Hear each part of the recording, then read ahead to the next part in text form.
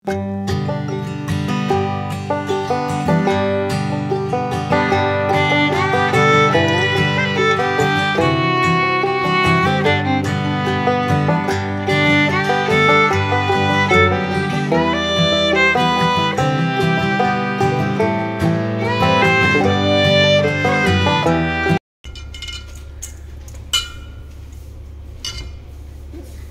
কিছু দিইনি, পালক দিয়ে খালি ইডলি হচ্ছে।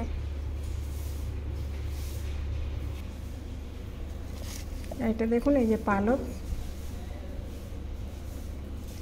পিষে নিচ্ছি মিক্সিতে, তারপরে কি করে করতে হবে আপনাদেরকে দেখাচ্ছি। এটা খালি চালটা পিষে নিচ্ছি, আর এটা পালক পিষে নিচ্ছি। পালকটা এতে ঢেলে দিলাম। এটাতে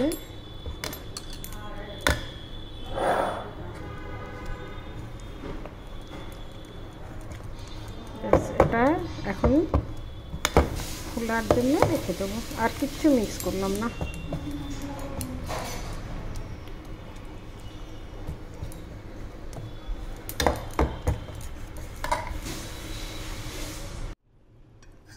চালটা পিষে রেখে দিয়েছিলাম, 2 চামচ দই মিলাচ্ছি,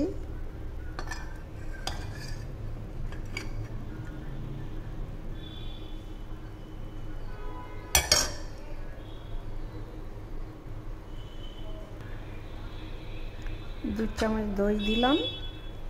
আর আমি এতে একটু পালক শাক তো জল ছেড়ে দিয়েছে, সেই জন্যে এটা আমি একটু চাল গুঁড়ো করে মিশিয়ে দিচ্ছি।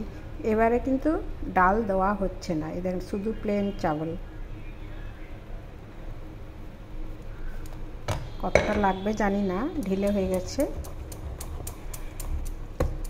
আসলে পালং শাক তো জল ছেড়ে দিয়েছে, এখনো ঢিলে আছে।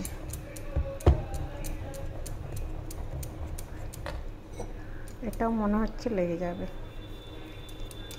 আপনারা বানাবেন আন্দাজ মতো, যেরকম শাক দেবেন সেই আন্দাজ মতো।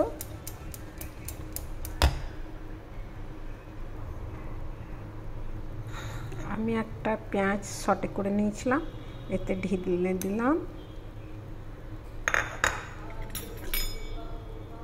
কাঁচা লঙ্কা কুচি দিলে মুখে পড়বে, তো সেই জন্য একটুখানি জাস্ট টেস্টের জন্য লাল মির্চি,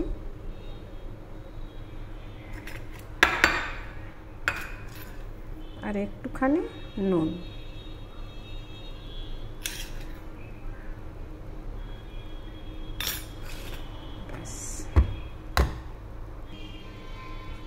এটা দেখুন আমি মিশিয়ে রেখে দিচ্ছি। এটা এখন আমি 1 ঘন্টা রেস্টে রেখে দেব। বেশি মোটাও না, বেশি পাতলাও না। এটা এতক্ষণ রেস্টে ছেড়ে দিয়েছিলাম, একটুখানি নুন দিচ্ছি,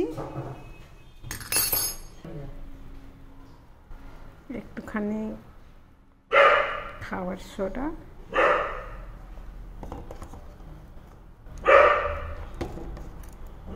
একটুখানি ইনো ওই 1/2 চামচ মতো, ব্যাস। এটাকে মিশিয়ে আর